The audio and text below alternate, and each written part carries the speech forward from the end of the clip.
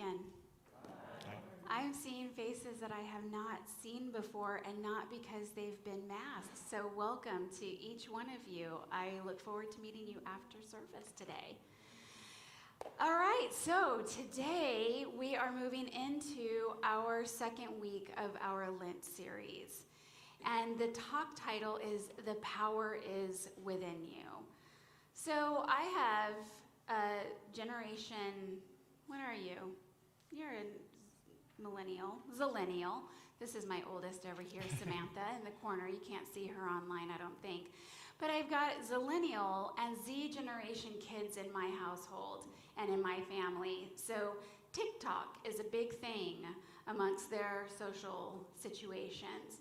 Just by a show of hands, who knows what TikTok is in our community? All right, who's on TikTok in our community? All right, so just sort of, kind of.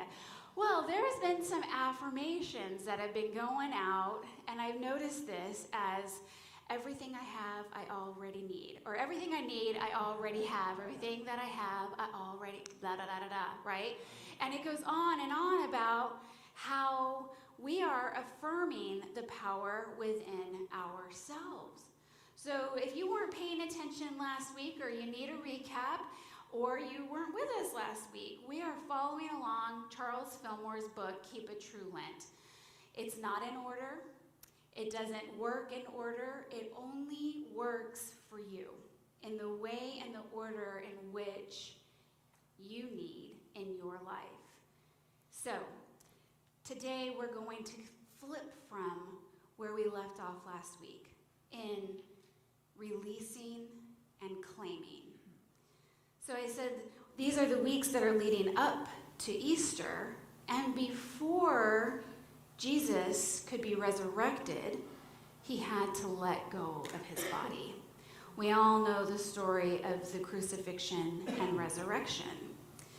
So I got into Charles while I was getting way too much sun on the beach. Riveting stuff this is for a beach read, I tell you that. I can hear Reverend Don laughing because his mic is still on.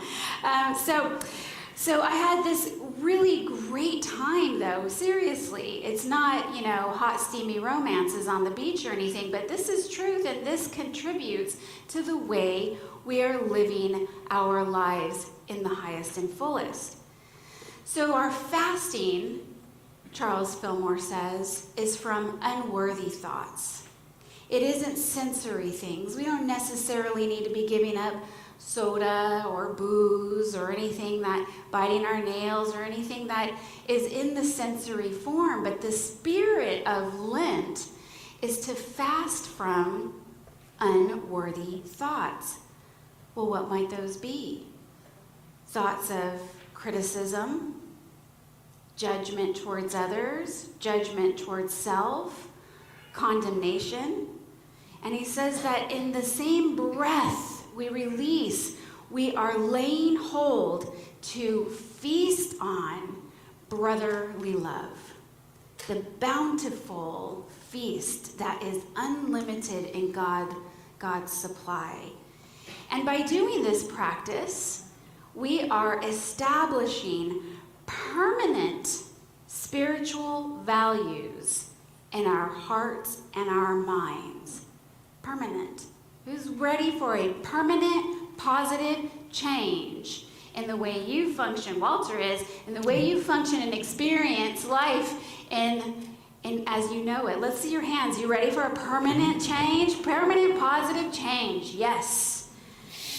Well, it's funny how many times we have to practice that which I preach.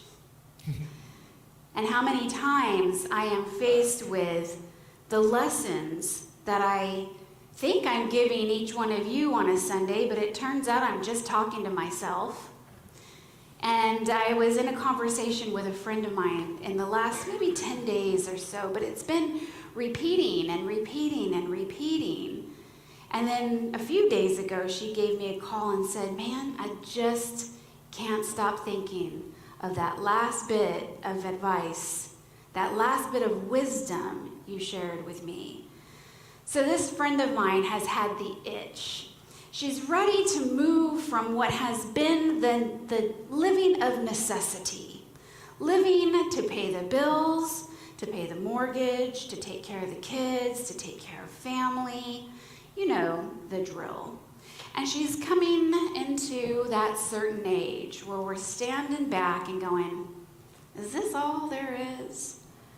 Is this all I'm meant to do, is to get up and do a job that I have to do? I said, well, only you are placing on yourself the limitation of your mind. So what is it that you would like to do? Well, she says with a meek voice, I maybe want to be a photographer. Well, if you know this friend of mine, you know that her photography is amazing. To see through my eyes, that voice would be a lot bigger and claiming its space, saying, I want to be a photographer. I want to be a photographer. I said, well, you've got the itch. You've got the talent. You've got the know-how. And you are living in your excuses. Well, how am I going to pay the bills? Well, what will happen if? Sound familiar? Mm-hmm. Then if this happens, then what? And I might not, but you might be able to. So I asked my friend, I said, how long are you going to allow the limitations of your mind hold more power than the expectations you place on God? On the expectations that we place on God. A while ago, I came across a quote. It was by my favorite, Unknown, on the internet. But I feel like it's appropriate, and it found its way into this conversation where I said, you cannot leave before you arrive. Meaning you can't go on to what's next for you in the unfolding and the creation and the manifestation of becoming a photographer that earns a living in this next phase of your life until you have arrived at the fact that you don't need those excuses. You don't need to tilt the weight into limitation, into worrying about how. Rather, we give it to God, and the how unfolds in a way that we think kind of looks like magic, doesn't it? So where we give up, we also lay hold to. And what I want to drive in this Sunday is the power within. And this is the section in the book where Charles Fillmore goes into our 12 powers. And so you're going to have to read it if you want to know all 12 of them. Or Reverend Don can tell you after service, because he knows them off the top of his head. But today we're looking at imagination and will. And one of our kiddos said that's his superpower. So let's just see how well we match that superpower of will. In Keep It True Lent, Charles Fillmore says that imagination is the faculty of mind which images and forms. Everything that is made manifest was first a mental picture and was brought into expression by this forming power.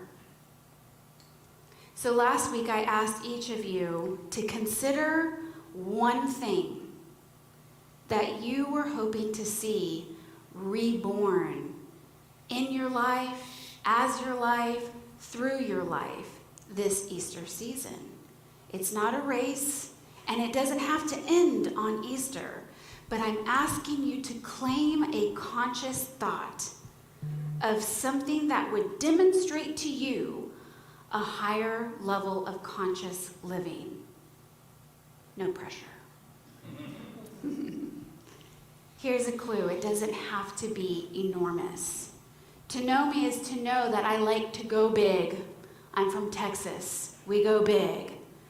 But I have been taking my own homework assignment and sitting thinking, I would just like peace. Just peace. or just love, or just calm. So it doesn't have to be that you're claiming something huge, but just one element of that. So what are you creating?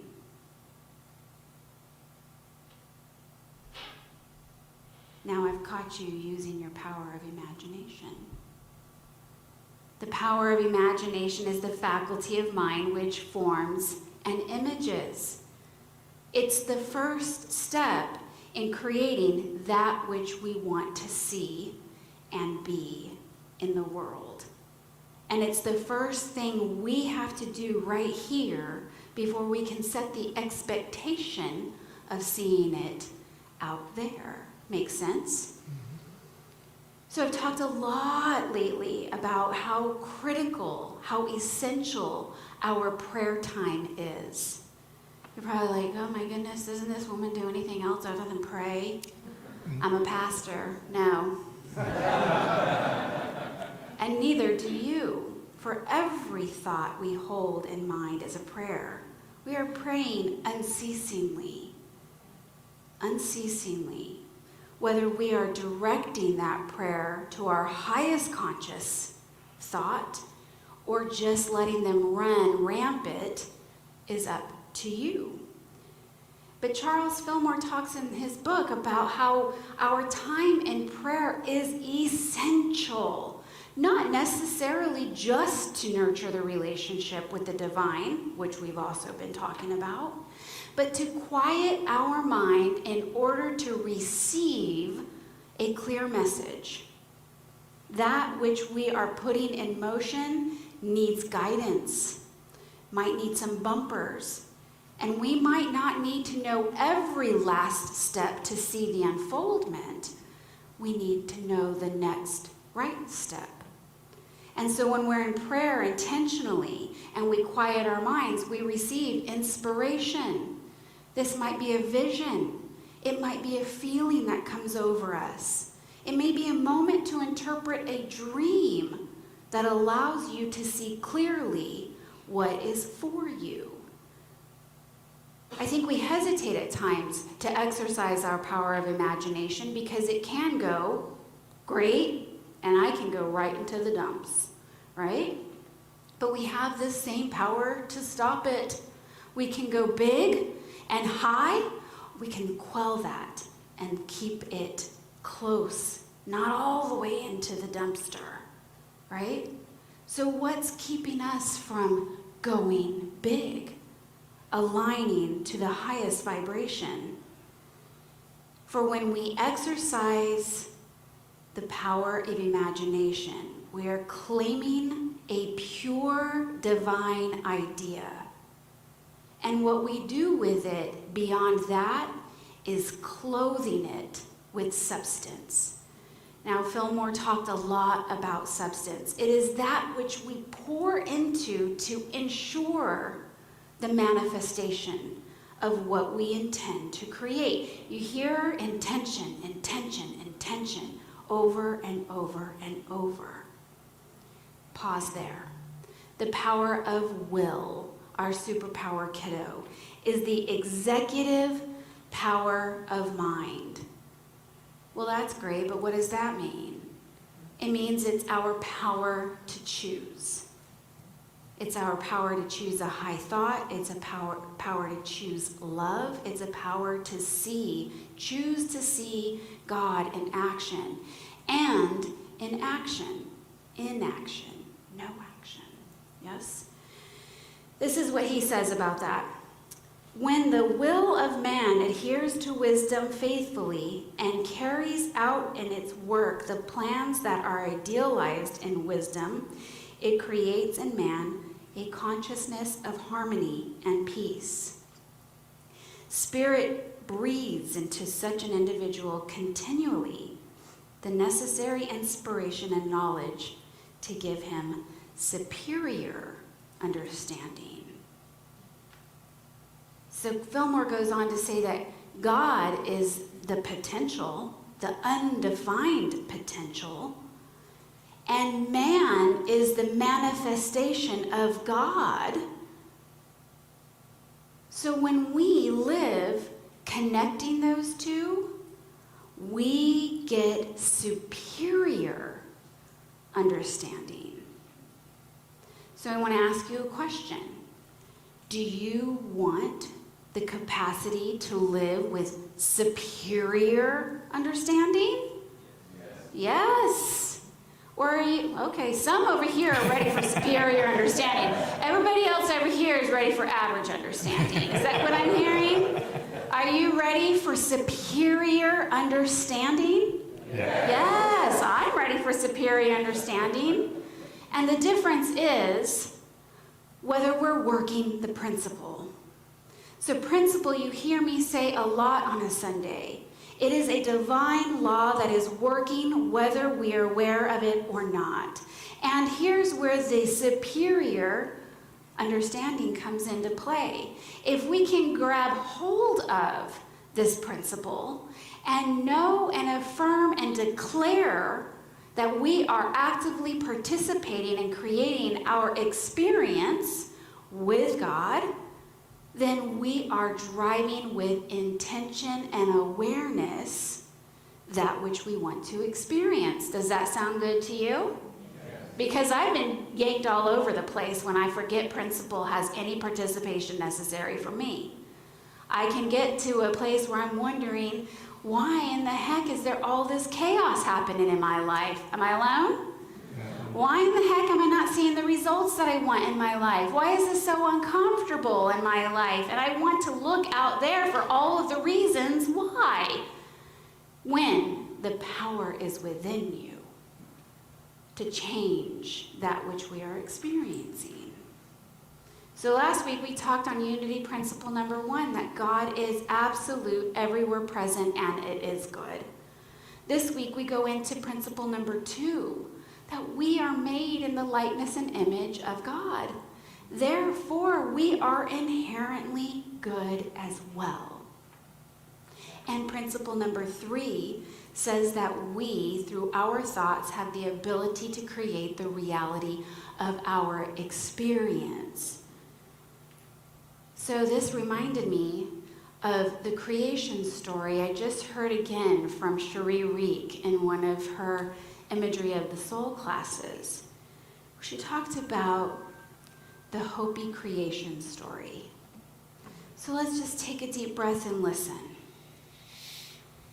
One day, the Creator gathered all of creation around, and he said, I want to hide something from the humans until they are ready to be able to wield this power. And it is the realization that they can create their own reality. And so the eagle flew forward and said, give it to me. I'll take it to the moon. And the Creator said, no. One day they will go and seek on the moon. And the salmon said, give it to me. I will swim to the ocean deep and I'll leave it there. And the Creator said, no. One day they will go to the ocean floor, seeking outside of them this power. And the buffalo said, give it to me. I'll take it far out into the plains and hide it. And the Creator said, no. They will cut into Mother Earth, seeking this power. So then the mole, Grandmother Mole, steps forward without sight and says, place it within them. And the great Creator said, it is done. There is nothing to be sought out here. Are you willing to take hold of this power and create with intention? Are you willing to intentionally release that which is no longer serving you, to create space for what is to be born anew, and by grabbing hold of imagination and will, think big. Think of the peace that you want to experience, the life that you want to create for yourself, the relationship that you are seeking, where you are nurtured and fulfilled and loved, the job that you want to let go of and you're finding yourself on the monkey bars and don't know when and how you're going to reach for that next rung. The power is within you. You can research. Google's my best friend. You can find and ask your friends, what would you do if? Seek that counsel, but at the end of the day, the power is within you. Nowhere else. That intuition, that guidance, that assurance, the power of the divine is just waiting for you to power up, to connect to a superior understanding. And then we have to know whether or not we are willing to be guided. When we claim it and we name it and we are walking in truth, aligned with our highest good, we will get nudges. We will get detours. We will get roadblocks, and the roadblocks are not now, not ever, just not yet. Pause. Let go of something else. Hold space for what's new, and repeat. Rinse and repeat. Rinse and repeat. Just when I think that I have released everything, I find something else that I need to release. Yesterday I was sweating about this service and what were we going to do with the kids and how is this flow going to go and what am I going to say? And I realized I have to yet again release. Let go and let God. And this is the time for us to be in practice of our affirmations and denials. Denials sweep clear those things, those thoughts, the debris that clutter our mind. So think of all of the excuses, like my friend who is starting a photography business. All of those excuses, and declare that they have no power to influence the truth of who and what you are. Unlimited, abundant, divinely inspired, rip-roaring and ready to be reborn. Yes? Yes. So we deny that. And Charles Fillmore would say, don't do it too long, and not even with a lot of vigor, just like you're flicking a bug off of you. That has no power over me. That has no power over me. And then the next very breath, we can affirm our highest good. So, denying fear. Here's an example. I deny that fear of lack and limitation hold any power to influence my divine identity. And I affirm through my power of will that I am connected in my conscious thoughts to create my highest good. Make sense? That's it. Deny and affirm. So that is your work this week as we hopscotch along through our Lenten season. Don't forget to release. It's not a one and done. You did it last week, you'll do it again today, and all week next week, and all week after that. You're never done letting go. And when fear or limitation niggles in the pit of your stomach or tries to infiltrate the thoughts in the back of your mind, deny. Deny. Flick it. Let's see it. Y'all got your flicker ready? Deny. It's got no power to control me.